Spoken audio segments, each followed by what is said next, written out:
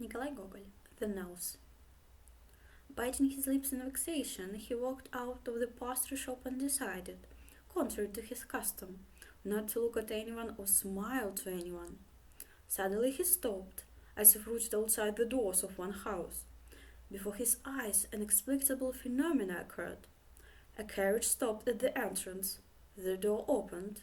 A gentleman in a uniform jumped out, hunched over, and ran up the stairs. What was Kovalev's horror as well as amazement when he recognized him as his own nose! At this extraordinary spectacle, everything seemed to turn upside down in his eyes. He felt barely able to stand, but, trembling all over as if in a fever, he decided that whatever the cost, he would await his return to the carriage. 2 minutes later the nose indeed came out. He was in a gold-embroidered uniform with a big standing collar.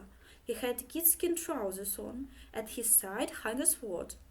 From his plump hat it could be concluded that he belonged to the rank of state councillor. By all indication he was going somewhere on a visit. He looked both ways, shouted "Here!" to the coachman, got in and drove off. Poor Kovalev nearly lost his mind. He didn't know what to think of such a strange incident. How was it possible, indeed, that the nose, which just yesterday was on his face, unable to drive or walk, should be in a uniform?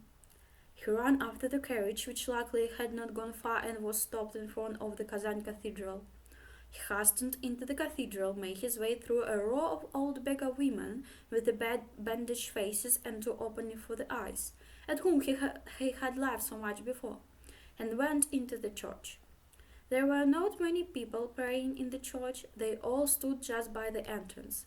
Kolev felt so upset that he had no strength to pray, and his eyes kept searching in all corners for the gentleman.